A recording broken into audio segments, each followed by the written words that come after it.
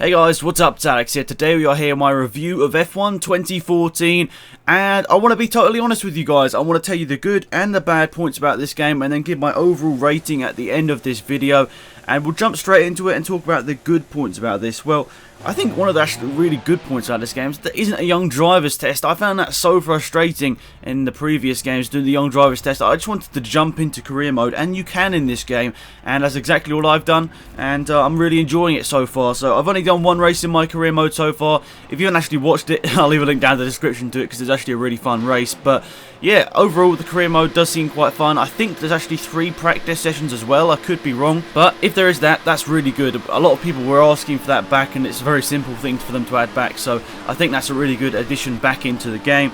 So that's a good thing. The career mode does seem to be pretty good. Let's just hope that it's got the longevity. Obviously I can't really say how good the game is in the long run. Obviously I've only had it like 2 or 3 weeks in different states of builds. I've had the preview build, now this is the review build, so I'm just really trying to give you as much sort of ideas about this game as possible, guys.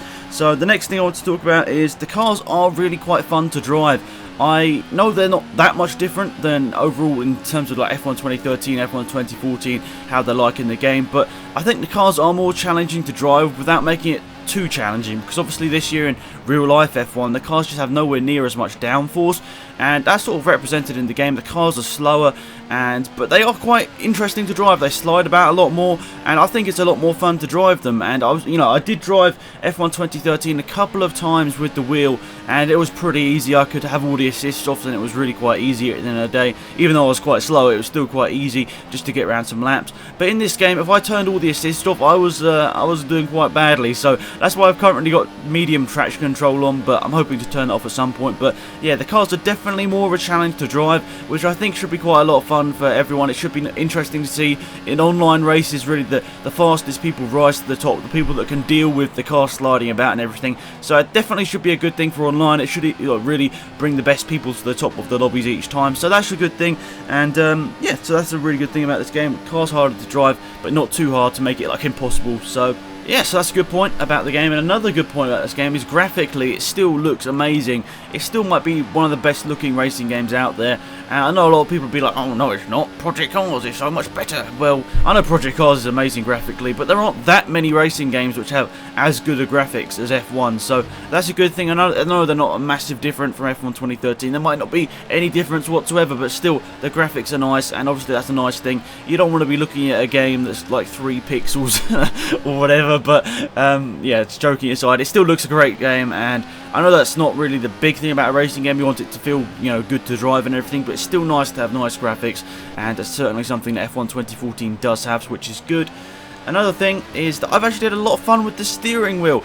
You guys have been having a go at me to get a steering wheel for like the last 3 years, and now I finally get a steering wheel. I'm having so much fun with it, so I probably should have listened to you guys a little bit earlier on that, but I was just so persistent. I'm gonna be better with the pad. I'm gonna do better, but I never got better with the controller or the pad. So yeah, the steering wheel was a lot of fun. I did actually a couple of tests with Matty, ex-Matty G, on my channel earlier today, and also on his channel yesterday, and we know that these tests might not be 100% reliable just because, or 100% accurate, just because we didn't have a huge amount of time to retest and everything, and we also knew there was going to be a little bit of connection delay and everything. But we sort of found out that the Caterham is fastest in a straight line, so that's one thing we did find out. That's pretty clear, that the Caterham was fast in a straight line over any of the other cars that we saw.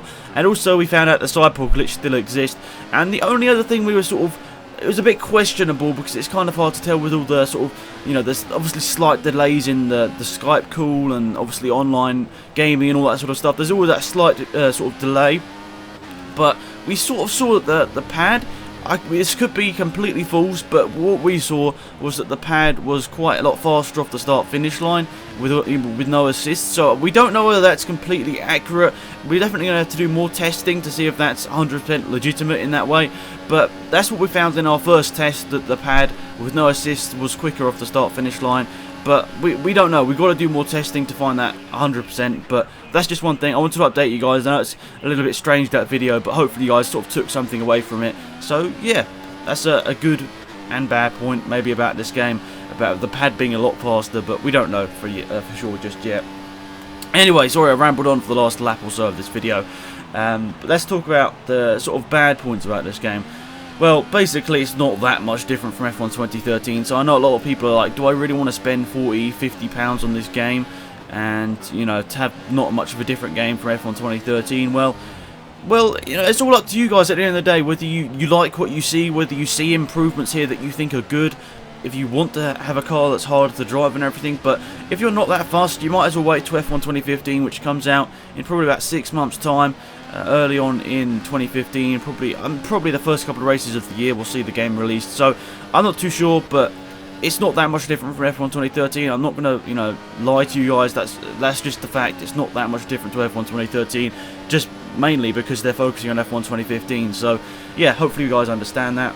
And something I've been getting a lot of comments about, the liveries, some of them being a bit out of date. The McLaren is one of them, the Force India are one of them as well, and the Caterham's nose and everything obviously being a little bit out of date. But I think I could be wrong. From all the stuff I've been reading, the liveries and how the cars look was taken from the start of the year, and I'm not sure, there's loads of licensing and everything. I think they might not be able to change it mid-season and stuff. And obviously the Williams, a lot of people are like, why is that not got the official livery? Well, it's obviously they're sponsored by a drinks company, Martini, and basically if they have that in the game, it would make the game like a, I don't know, maybe like a 12 plus, a 15 plus, or maybe even 18 plus. I don't really know how that sort of stuff works, but basically if they had that livery in the game, it would actually make the game, you know, like a higher rating. So it would mean that less people would be able to play the game. So yeah, that's at the end of the day, it's just a simple way around it, and especially if you're on PC, there'll be mods out for it in the first place to sort of change it and actually have the actual livery. So yeah, that's not too bad at the end of the day. I mean, it's not that much noticeable, so I think that's not a big thing, you know, a big point at the end of the day. The liveries and stuff doesn't really matter too much to me. It might matter to other people, but if you're on PC, there'll be mods to change the livery, so it doesn't really matter too much in terms of that. And the last thing I want to talk about, the AI, are still a little bit, you know, I don't know. They're a lot better to race against. They actually do go for overtakes and that sort of stuff, but they do seem to back out of corners quite a bit. They seem to sort of, if you're going side by side with them, they normally back out first, especially if they're on the inside. So I'm still a little bit like skeptical about the AI. But overall, guys, I'm not going to lie, this game, I'm enjoying it so much, and I'm not just saying that because I got given this press copy or whatever, but I actually am generally enjoying this game, and I'm having a lot of fun with it. I'll probably even do another update video in terms of this review when we get more players online and everything, because there's still, you know, a couple of question marks about online and how great it is. So we'll see what happens with online a bit later down the line. I'll be doing more videos on it, so don't worry about that.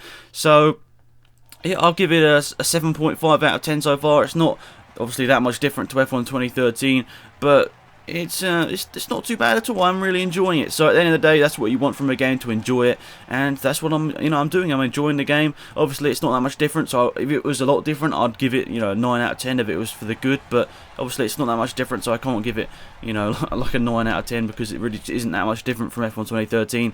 So yeah, hopefully enjoyed the review, guys, and goodbye.